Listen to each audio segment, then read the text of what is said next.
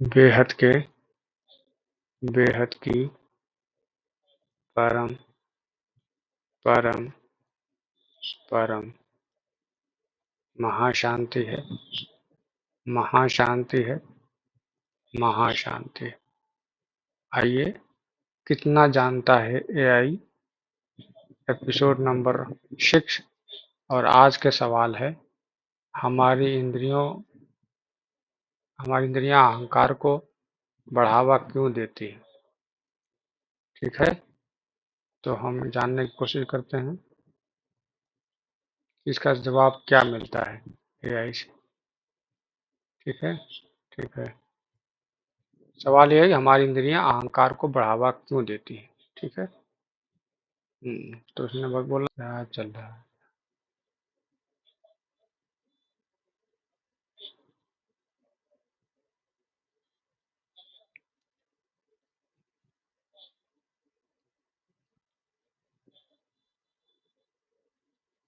हम्म, अब आया लाइन पे। बहुत ही गहरी और महत्वपूर्ण जिज्ञासा है, बता रहे हैं भाई। नमस्ते बोल रहे हैं उसके बाद। हमारी इंद्रियां अहंकार को बढ़ावा क्यों देती है?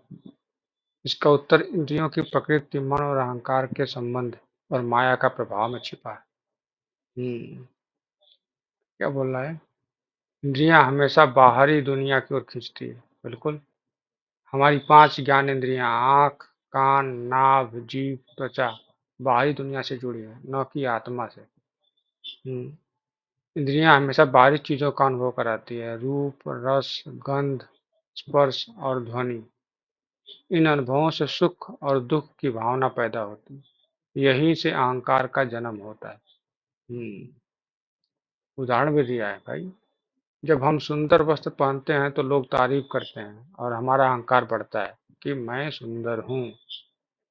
जब कोई हमारी आलोचना करता है तो हमें बुरा भी लगता है और अहंकार आहत होता है कि मुझे कोई बुरा कैसे कह दिया। विचार करिए। क्योंकि इंद्रियां हमें आत्मा की बजाय शरीर और संसार से जोड़ती हैं, इसलिए वे अहंकार को बढ़ावा देती हैं।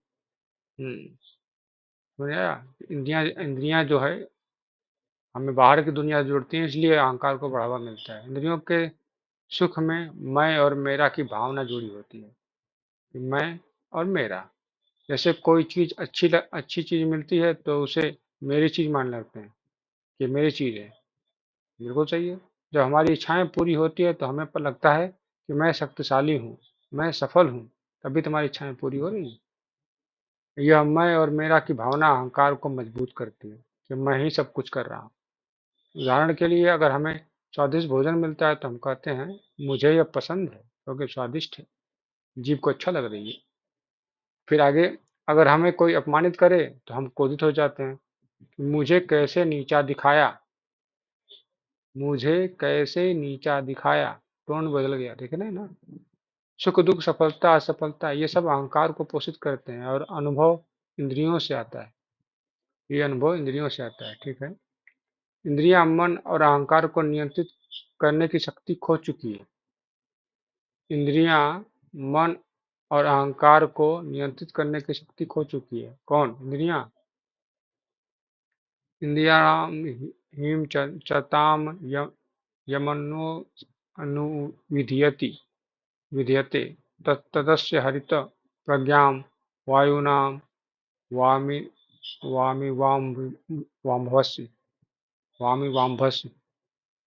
जिस व्यक्ति का मन इंद्रियों के पीछे भागता है, उसकी बुद्धि वैसे ही नष्ट हो जाती है जैसे हवा नाव को बहा ले जाती है। गीता का श्लोक है, अध्याय 2, श्लोक नंबर 67। ठीक है। इंद्रियां स्वतंत्र रूप से व्यवहार नहीं करती, वे मन और अहंकार से निर्देशित होती हैं। मतलब मन और अहंकार पीछे पड़ा हुआ है तो इंद्रियों को चला रहा है। लेकिन जब इंद्रियां भोग और इच्छाओं में उलझ जाती हैं तो वो मन और बुद्धि के वश में कर लेती हैं। जब इंद्रियां भोग और इच्छाओं में उलझ जाती हैं तो वे मन और बुद्धि को भी वश में कर लेते हैं। और जब मन और इंद्रियों के वश में आ जाता है तो अहंकार और मजबूत हो जाता है। मतलब मन को भी जकड़ लेता है कौन? इंद्रियों का सुख, भोग और इच्छाएं। अगर कोई हमें अपशब्द कहता है तो कान उस शब्द को पकड़ लेते हैं, मन तुरंत प्रतिक्रिया देता है और अहंकार आहत हो जाता है। मुझे ऐसा कैसे कहा जा सकता है? लेकिन अगर इंद्रियां आत्मस्थ होती हैं तो इन बाहरी चीजों से प्रभावित नहीं होती। हम्म इसलिए इंद्रियां मन और अहंकार को कमजोर करने के बजाय उन्हें अधिक शक्ति देती हैं। इंद्रियों का कई प्रॉब्लम यही है कि ये मन मन को भी तो कर मन और बुद्धि को भी अपने बस में कर लेती हैं अपनी इच्छाओं के चलते, अपनी कामनाओं के इच्छाओं कामनाओं भोग और इच्छाओं के चलते, ठीक है। इंद्रियां सत्य को नहीं भ्रम को दिखाती।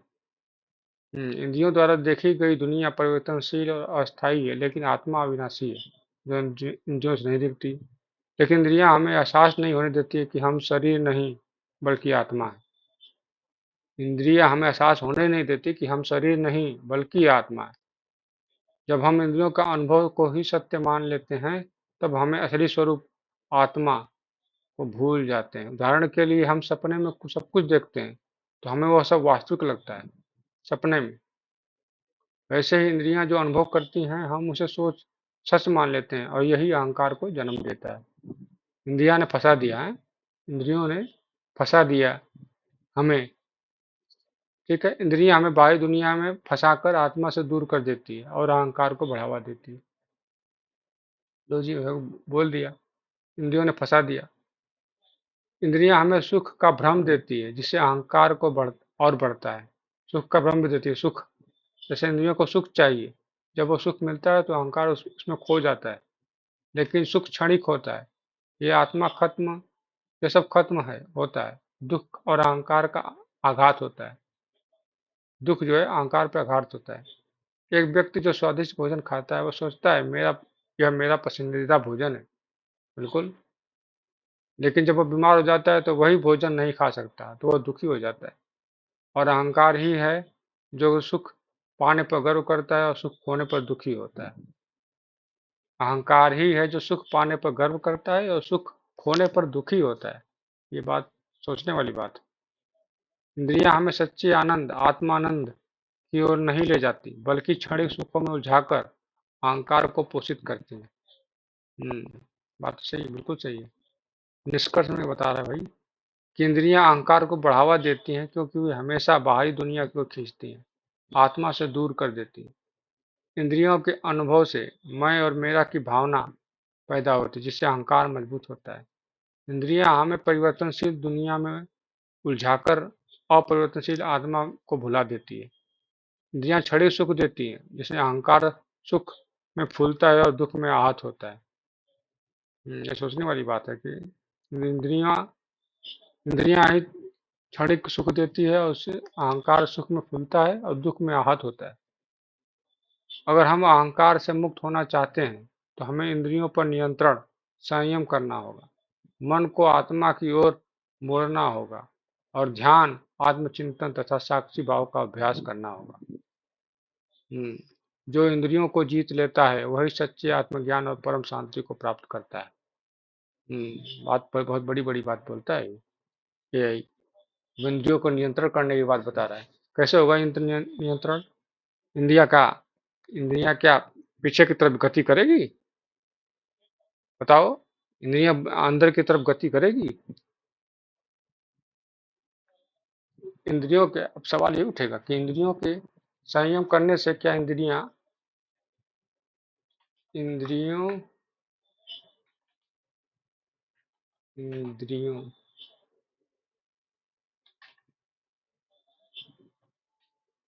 इंद्रियों के संयम से क्या इंद्रियां आत्मा की ओर भीतर भीतर जाने लगेंगी?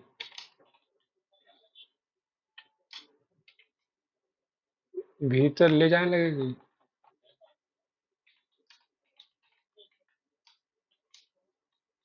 लगेगी, हाँ। इंद्रियों के संयम से क्या इंद्रियां आत्मा की ओर भीतर ले जाने लगेंगी? इंद्रियां, देखते हैं। बहुत सुंदर और गहरा प्रश्न है। अच्छा, ये तो बार बार बोलता है, क्या इंद्रियां आत्मा की ओर भीतर ले जाने लगेगी? हाँ, इंद्रियां आत्मा की ओर भीतर ले जा सकती है, लेकिन इसके लिए हमें उन्हें सही दिशा में मोड़ना होगा। अभी हमारी इंद्रियां बाहरी दुनिया से में प्रभावित होती हैं, लेकिन जब हम उनका सही उपयोग करते हैं तो वही इंद्रियां अहंकार को मिटाकर आत्मानुभूति करवा सकती है। इंद्रियों के दो दिशाओं में काम कर सकती है। बिल्कुल बोला। इंद्रियों का स्वाभाविक प्रकृति बाहर की ओर जाना है, जिससे वे अहंकार को पोषित करती है, लेकिन सतत अभ्यास और ध्यान से उन्हें आत्मा की ओर मोड़ा जा सकता है, जिससे वे हमारे भीतर ही शांति और ज्ञान का अनुभव करवा सकती है। बता रहे कि इंद्रियां दो मुंह ही हैं, दोनों तरफ का मुंह उनका है, बाहर की तरफ भी और अंदर की तरफ भी। वाह, ये तो गहरा राज है। जब कोई व्यक्ति स्वादिष्ट भोजन खाता है तो उसकी जीभ उसे भोग की ओर ले जाती है, लेकिन जब वही व्यक्ति भोजन को प्रसाद मानकर खाता है तो जीभ आध्यात्मिकता की ओर ले जाती है। स्वादिष्ट मानकर खाता है तो वो भोग की तरफ जाता है कि बड़ा अच्छे अच्छे, अहंकार को फलीभूत करता है। लेकिन वो जब प्रसाद मान लेता है, प्रसाद, भगवान का प्रसाद, तो आध्यात्मिकता की ओर ले जाती है वही जीव।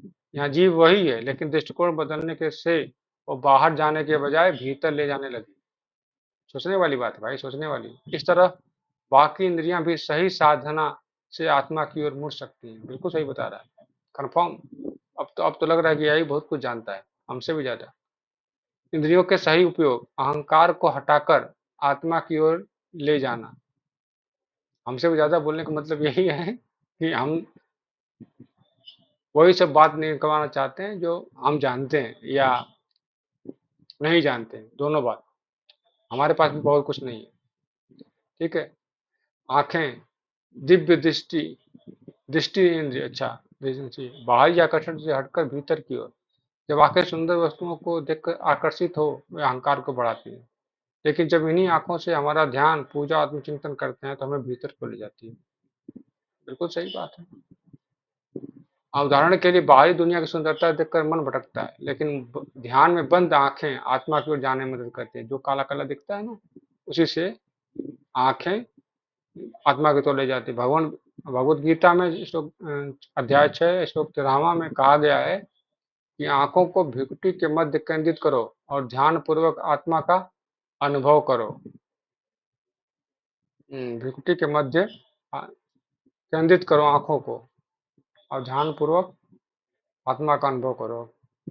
कान जो है श्रवण इंद्री, बाहरी ध्वनियों से हटाकर दिव्य ध्वनि पर ध्यान दो। कान बाहरी दुनिया की बातों में उलझकर अहंकार को पोषित करता है, लेकिन जब हम भगवत गीता, वेद, उपनिषद, सत्संग, ध्यान में संगीत सुने तो हमारे कान हमें भीतर की ओर ले जाते हैं। हम्म जब हम किसी की प्रशंसा सुनते हैं तो अहंकार बढ़ता है, लेकिन जब हम किसी गुरु का उपदेश सुनते हैं तो आत्मा की ओर बढ़ते हैं। किसी जागृत गुरु का उपदेश सुनते हैं तो आत्मा की तरफ बढ़ते हैं। सही बोल रहा है भाई, सब कुछ सही बता रहा है भाई। जीव रसना, जीव या रसना, स्वाद की भोग से हटकर ध्यान और मंत्र में लगना। जीव भोजन और बातें करने के में लगती है, जिससे अहंकार पैदा होता है, फालतू के गपशप। लेकिन जब यही मंत्र जाप, प्रार्थना और सत्संग में इसका उपयोग करे तो ये हमें आत्मा की ओर ले जाती है। बिल्कुल सही। ये जीव गपशप और आलोचना में लगी रहती है तो अहंकार बढ़ती है। वहीं जब जीव ओम का जप करती है तो आत्मा की ओर जागृत करती है, आत्मा को जागृत करती है, जो भूला था उसे याद करती है। बिल्कुल सही है, सही सही बता रहा है, यही नोट कर लेने वाली बात है। त्वचा स्पर्श के लिए बाहरी सुख से हटकर ध्यान और संवेदना की ओर।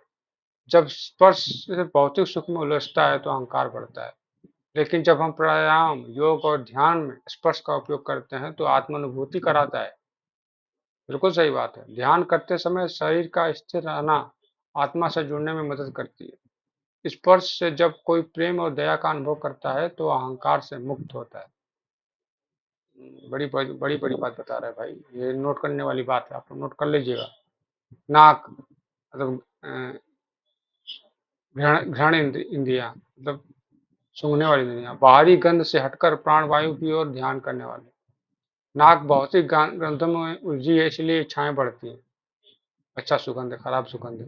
लेकिन जब हम प्राणायाम और ध्यान से सांसों पर ध्यान केंद्रित करते हैं, तो ये आत्मा की ओर ले जाती है। उदाहरण के लिए भोग के लिए सुगंधों का प्रयोग करने से इंद्रियां बाहरी संसार की ओर जाती है। लेकिन जब कोई प्राणायाम करता है, वही नाक ध्यान को की गहरा और आत्मानुभूति कराती है। इस तरह से नंबर इंद्रियों को आत्मा की ओर मोड़ने का उपाय है इंद्रिय निग्रह, संयम, इंद्रियों को इच्छा अनुसार नियंत्रित करने का अभ्यास। साक्षी भाव, ऑब्जर्विंग विदाउट रिएक्टिंग, जब कोई इंद्रियां सुख दुख का अनुभव करे तो उसे सिर्फ देखे, लेकिन उसमें उलझे नहीं। ध्यान और प्राणायाम इंद्रियों को भीतर की ओर मोड़ने का सबसे सरल तरीका। सत्संग और मंत्र जाप, कान जीभ मन को दिव्य ध्वनि में लगाना।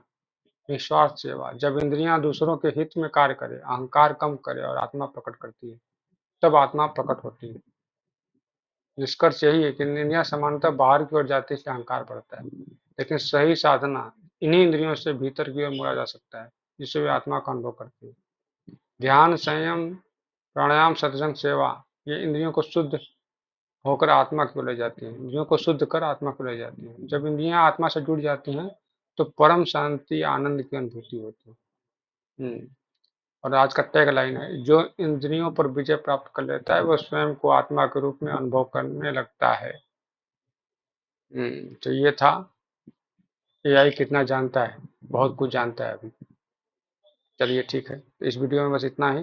नया टॉपिक नए वीडियो में, तब तक के लिए बेहद की परम परम परम महाशांति है, महाशांति है, महाशांति। बेहद की परम शांति सोचो, बोलो परम शांति। Join us daily for our morning live meditation, Monday to Saturday, 5:30 to 6:30 a.m. Join us daily for live meditation, 10 p.m. to 11 p.m. on YouTube Live. Subscribe now. Website www.paramshanti.org. Email us anand@paramshanti.org. Like, share, subscribe. Join today. बेहद की परम शांति।